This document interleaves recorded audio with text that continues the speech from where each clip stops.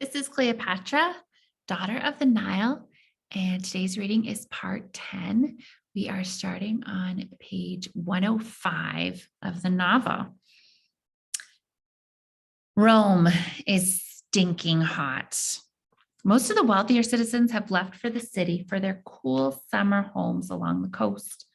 Oh, how I envy them. Though Alexandria has odors, there's always wind off the sea to blow the foulness away. I haven't written about my worries lately. If the Romans are plotting to kill father and me and to conquer Egypt, what can I do to stop them? They'll do what they want when they want. And my fears about father's betraying me, I must be kind to him and not give him cause to think I'm like my older sisters. True, I want to be queen, but not by ill deeds. In my heart, I wish I could stop him from drunkenness, but what daughter can save her father from this? Meanwhile, he's been visiting the soldiers in their barracks and watching new recruits learn drills. He meets with senators and prominent citizens to ask for money and help restoring him to his throne. Father wants to have as many Romans on our side as possible. It seems he's behaving himself, perhaps because he knows he must. After all, he's now king in name only. His throne's being occupied by Queen Berenice. She's 20 years to my 12, and if I know her as well as I think I do, she's probably just putting on displays of fashion and beauty. I doubt we'll ever hear that she's bettered the lives of the Egyptian people or anyone else besides herself. Though she's my favorite sister, my heart has no respect for her. This too makes me sad. It makes me want more than ever to be queen. On another subject, bad weather is reported. Hail has damaged many of the vineyards and vegetable gardens near Ostia. The 15th of Junius. It seems that Milo's mood was reported to Tullus Atticus. To cheer me, he sent a silver plate to my chamber. On it was a letter with a wax seal. The top of the page and his message. Come, dear princess, to Herculaneum. A royal suite overlooking the sea awaits you. My heart swelled with happiness. Atticus has invited me to his summer villa on the Bay of Naples. What a kind old baldy. Julia says his place is in a small cove near her own villa. Oh, joy. Neva is packing, for tomorrow we leave. This evening, when I saw Atticus walking in his garden, I ran to him with thanks. Now I regret the bad thoughts I had toward him. Dear girl, he said, never mind the tears. When you arrive in Herculaneum, spare yourself no expense. My purse is long enough. The 23rd of Junius, in the seaside town of Herculaneum. I've been drowsy and content. Oh, how the sea lulls me. For 1 week, I've played in the salt water and napped in the sun. Julia says my skin is turning dark like a commoner's, and I tell her, and it's so very boring being royal all the time. Neva reads to me more often than usual, always ending with the letters I've received from Olympus and Theophilus. As a result, my heart has memorized their words. Did I mention the Appian Way goes from Rome to the Adriatic Sea? It was built with large blocks of lava. Thus, it's black in color, like pavement. Also, it's 18 feet across, wide enough for 3 chariots to race one another. I mention this only because our caravan came across a terrible scene. A poor man with a donkey and a vegetable cart had been run over and killed by soldiers who had no thoughts but for themselves. Who drives the fastest chariot should be decided in a race course, not on a public avenue.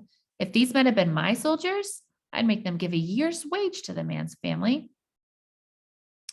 During our journey, I was also distressed by many crosses I saw alongside the road, like tall, dead trees. I knew the story.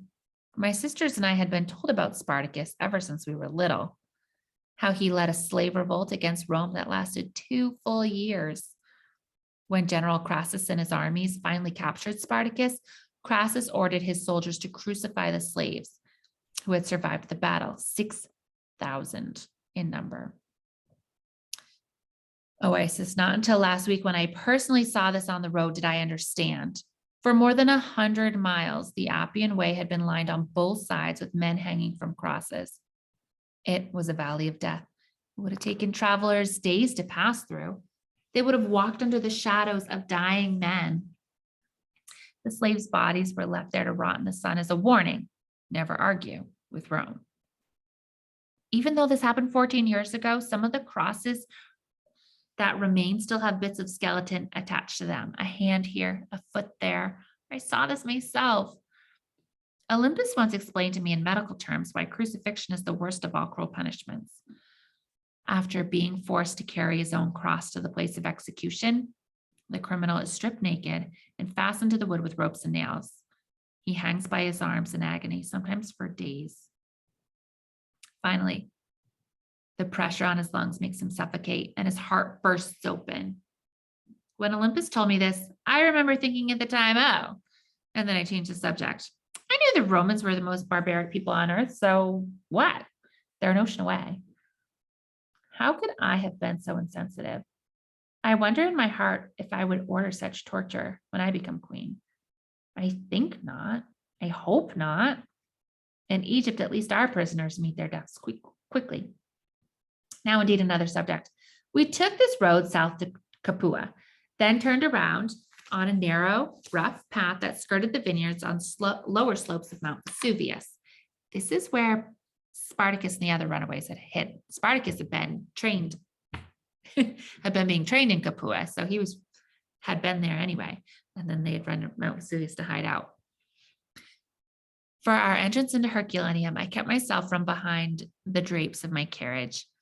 Ours was a royal parade with servants and waving flags and colorful silk streamers, tambourines, and singing made all of us merry. I could see through my blue curtains that children lined the road and were running alongside us through the streets. When I slipped my hand out to wave, some excited girls pointed to the jewels on my fingers. These girls were barefoot and wearing short tunics with garlands of ivy in their hair. Their sweetness warmed my heart. The servants of Atticus had already received word of my arrival, thus all was ready. The rooms were sweetly scented with roses floating in cinnamon oil. Bowls of fruit were on the tables. My bed cushions were powdered with spices, also lovely, and I was happy knowing Julia would be arriving the next day. To continue. Yesterday was summer solstice, the longest day of the year. Though parties and banquets went long into the night, and there were bonfires at every street corner and all along the shore, I didn't join the festivities. My spirit was low and I was still weary from our long journey, so I stayed in my room. Neva has her own small chamber adjoining mine. Puso rests in the hallway. My other guards are posted throughout the villa. I never tire of listening to waves breaking on the beach. My sweet face is the bay, and a breeze comes in through the window above my bed. Oh, how sweet are the sounds and scents of the sea. This lovely similarity to Alexandria makes me all the more homesick. All day I've been looking at the bay. Father promised that his ships will come for me in a few weeks on their way to Egypt. He also promised that I will not have to return to stinking Rome. Near midnight, after my large hourglass ran out, I was still too restless to sleep, so I stole out to walk along the beach. Breaking waves looked like lines of white foam in the moonlight, and I could see a fishing boat anchored in the cove. It moved up and down as the swells rolled under its hull, and there was someone on deck pulling in a long gray net. The beauty of this evening and the familiar tang of sea air reminded me so much of home. I found myself choked up, yes, crying. I sat in the sand, my arms wrapped around my knees. Would anyone guess this was an Egyptian princess weeping on a Roman shore, weeping from fear and loneliness? My heart was in torment. There are so many things that could go wrong. What if Father stayed in Rome all summer and the ships never came? What if they did come, but he was too drunk to remember I was here waiting for him and they sailed right past the Bay of Naples without stopping? Something else. What if he decides I'm a threat to him and deliberately leaves me behind, exiles me in Italy? Oh, I trembled at the thought of being abandoned. For many moments, I grieved over this. Then, finally, I stood up and brushed the sand from my legs. Suddenly, on wild impulse, I ran into the water and dove under a wave. Oh, it was cold, but I felt wonderful, and in an odd way, cleansed of my tears and my misery. As I walked along the dark shore in my dripping dress, I made a royal decision. I, Cleopatra, have no power over what Father does or thinks. I can do one thing and one thing only: wait. It was then I noticed a glow in the sky and thought perhaps it was a lighthouse from down the coast. But then I heard the roar of a crowd and I remembered the amphitheater. Gladiators were fighting with one another tonight. When our caravan arrived in town, I saw graffiti painted on the stone walls with gladiators' names. These had made me smile. Titus has big arms. He's a heartthrob to young girls. Arcus is the maiden's hero. Were these men now in the arena? My own heart felt heavy now, knowing that the cheers meant a man was being killed. Tryphena loved this cruel sport. She told me she enjoyed the excitement of betting on who would be stronger, man or lion. Because of my youth, I have not yet attended such a contest. I think we'll have to stop there for now. So we'll pick up with this tomorrow. Bye.